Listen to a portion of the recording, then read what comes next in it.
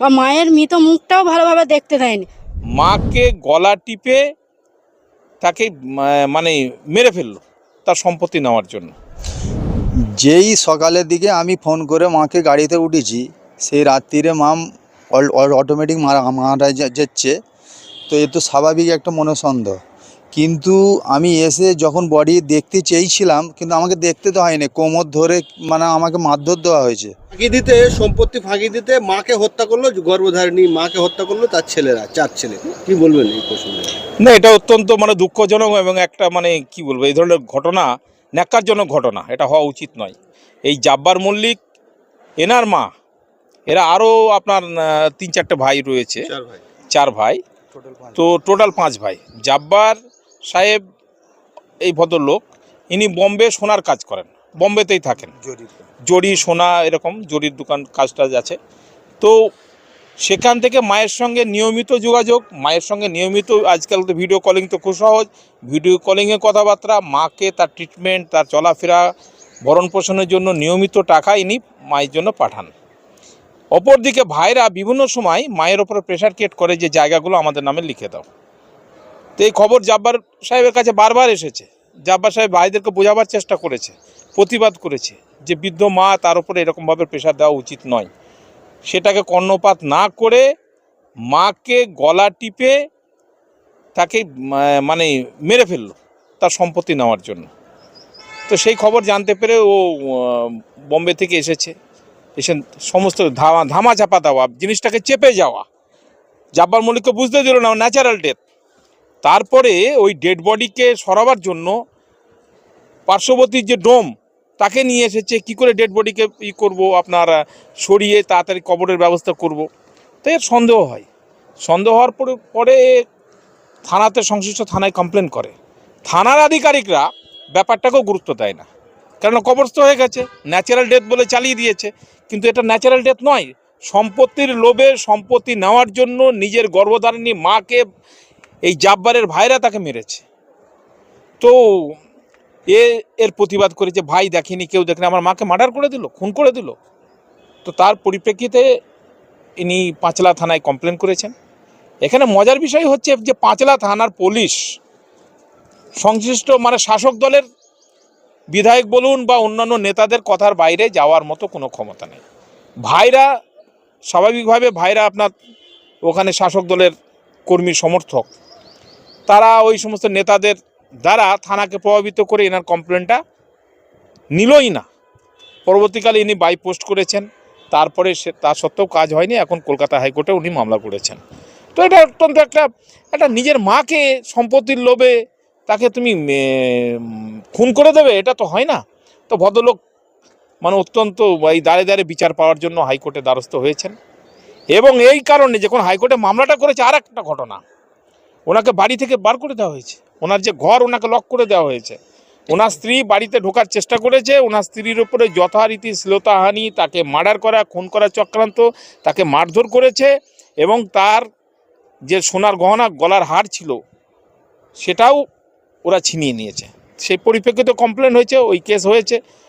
সেই কেসে চার্জশিট হয়েছে, চার্জশিটটা লঘু ধারায় চার্জশিট দিয়ে এনার ভাইদেরকে বা যারা অপরাধীদেরকে আড়াল করবার জন্য পুলিশ লঘু ধারা দিয়েছে, তার জন্য একটা হাইকোর্টে মামলা করেছে।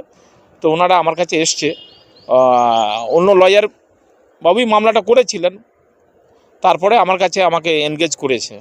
তো এটা অত্যন্ত এই ধরনের খবর ওই সমস্ত অপরাধীদেরকে, সে ছেলে হোক বা যে কোনো হোক, এই সমস্ত খুনিদেরকে দৃষ্টান্তমূলক শাস্তি হওয়া উচিত। এবং আমি আশাবাদী যে বিচার পাবে। পুলিশ প্রশাসন এরকমভাবে হওয়া উচিত নয়। মামলার যে গতিবিধি এবং ওনার যে অভিযোগ, সেই অভিযোগের ভিত্তিতে আদৌ কি আসামিরা, যারা ওনার ভাইরা অপরাধী, তারা কি শাস্তি পাবে? তো সেটাই তো, মামলাটাই তো রুজু করছে না পুলিশ, তদন্ত প্রক্রিয়াটাকে তো শুরু করছে না। তদন্ত করবে তারপর, তো তার জন্য তো হাইকোর্টে এসছে। এই ধরনের গুরুতর অভিযোগ, একটা খুন, মার্ডার, সেখানে পুলিশ তার যথারীতি কমপ্লেনটাকে ফেলে দিয়ে, সরিয়ে রেখে, চাপা দেওয়ার চেষ্টা করে, কাউকে অপরাধীদেরকে আড়াল করার চেষ্টা, এটা তো হতে পারে না। তার জন্যই তো কোর্টে, আইন আদালতে এসছে। তো নিশ্চয়ই এ নিয়ে বিচার পাবে। যারা মেরেছেন তারাও এক সময় বুড়ো হবে, তারাও বাবা মা হয়েছে। এটাকে কেমনভাবে দেখছেন যে একজন গর্ভধারিণী মাকে সম্পত্তির জন্য হত্যা করা? এটা তো অত্যন্ত ন্যাক্কারজনক এবং ঘৃণ্যতম অপরাধ। এই ধরনের অপরাধীদের, যারা বলে না যে বিভিন্ন ধরনের অপরাধী, যেরকম রেপ করলে, rape with murder, rare of the rarest case যেটা আছে আর কি, তো এটা একটা মানে অন্যতম একটা মানে দৃষ্টান্তমূলক, মানে এদের শাস্তি হওয়া উচিত। এই সমস্ত অপরাধীদের ফাঁসি হওয়া উচিত। এদের বেঁচে থাকার কোনো অধিকার নেই। নিজের মাকে মারবে, সে যে হোক। তো কি বলবো, এটা মানে খুব খারাপও ইয়ে। যখন আমি কমপ্লেনটা পড়ছিলাম, ওনার কেসগুলোকে দেখছিলাম, তো আজকে পশ্চিমবঙ্গের প্রশাসন যেন কেমন একটা নির্লিপ্ত হয়ে গেছে। এমনি সাধারণভাবে কমপ্লেন করলেও তার বিচার নেই। এই ধরনের একটা ন্যাক্কারজনক, একটা জঘন্যতম, তাদেরও তো মা বাবা আছে। তো সেই পুলিশ বলে তো সে তো মানুষ, কিন্তু এদের বিবেক যেন কোথায় একটা মানে বন্ধক হয়ে গেছে। এর আর কোনো ন্যায় বিচারের কোনো জায়গাই নেই। তো তার ছেলে তার মায়ের বিচারের জন্য সব জায়গায় ঘুরছে, এবং খুনি নিজের ভাইয়ের নামে খুনের অভিযোগ আনছে। তো এটা তো একটা পুলিশের অতি মানে কি বলবো, এরকম নিষ্ক্রিয়তা আমি কোনো সময় দেখিনি। আমরা শুনলাম যে ঘটনাটা, এর আগেও আমরা এটা সম্প্রচার করেছিলাম, ওনার মায়ের কিন্তু পোস্টমর্টম হয়নি। তাহলে মানে মারা গিয়েছেন প্রায় 2 বছর অধিক হয়ে গেছে। তো এখন প্রমাণ কিভাবে হবে যে ওর ভাইরা মার্ডার করেছে? আরে কেসটা তো করতে হবে। যে সময় উনি কমপ্লেনটা করেছিলেন, মারা যাওয়ার পরে কিছুদিনের মধ্যেই উনি কমপ্লেনটা করেছিলেন, সেই কেসটাই তো রুজু হলো না। তারপর তো উনি কোর্টের দ্বারে এখানে ওখানে উনি ছুটছেন, বিভিন্ন জায়গায় যাচ্ছেন, এসপির কাছে কমপ্লেন করেছে, কমিশনারের কাছে কমপ্লেন করেছে। তো এমনি তো ওগুলো করছেন, করতে করতে যথারীতি টাইমটা পাস হয়ে যাচ্ছে। এই হাইকোর্টে আপনারা কি চান? হাইকোর্টে ওই কমপ্লেনটা ইনভেস্টিগেশন হোক, তদন্ত তদন্ত হোক। দোষী কীভাবে সে তো তার জন্য তা পুলিশ জবাব দেবে। আগে তদন্তটা তো শুরু হোক। এবার আপনারা যে কথা বলছেন যে কবরস্থ হয়ে গেছে, কবর হয়ে গেছে, আর কি করে পাবে? তো সেখানে পোস্টমর্টমের আরও সিস্টেম রয়েছে।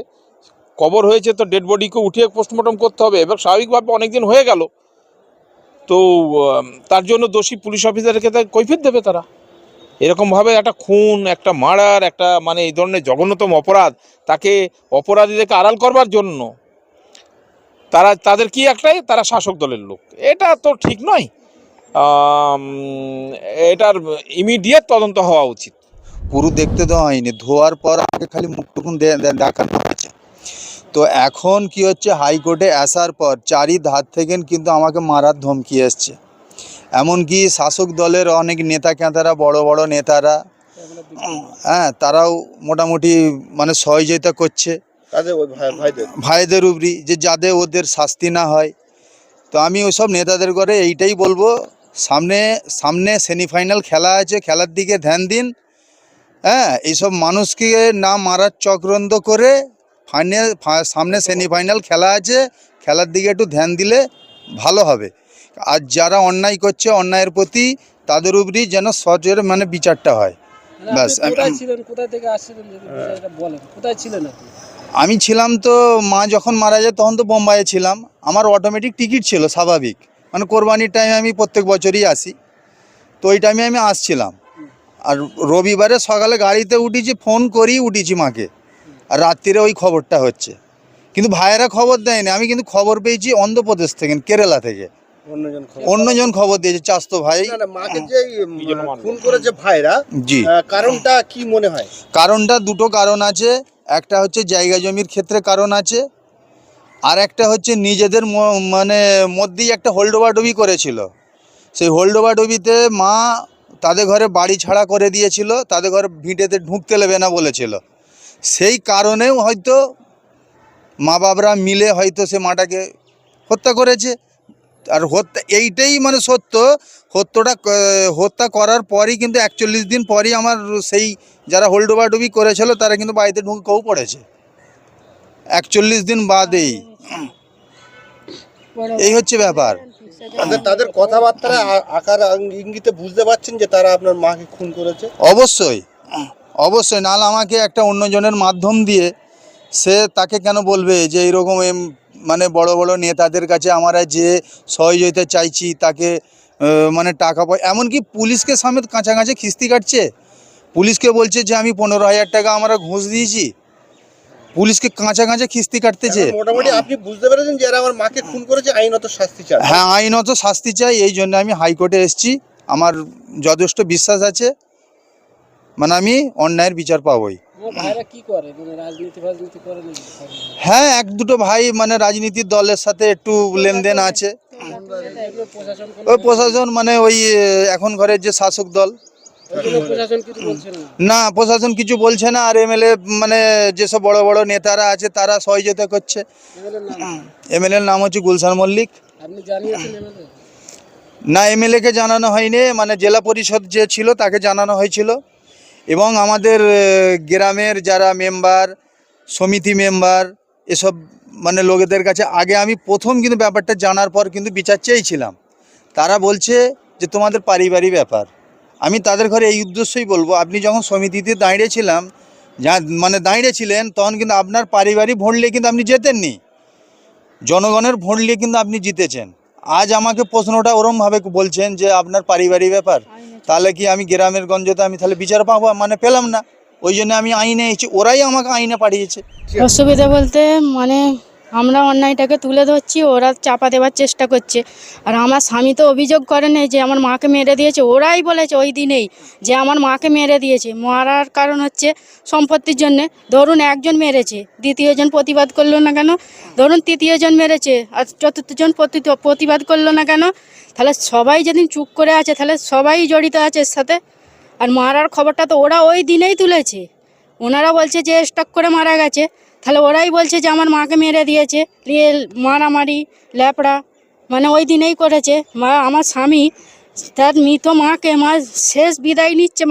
সেই শেষ বিদায়ের টাইমে তো তার মায়ের জন্য একটু যে আফসোস করে যে কাঁদবে, ওটাও করতে দেয়নি। ওনারই ভাইয়েরা ধরে মেরেছে, করেছে। বা মায়ের মৃত মুখটাও ভালোভাবে দেখতে দেয়নি। কেন, কিসের জন্য এটা?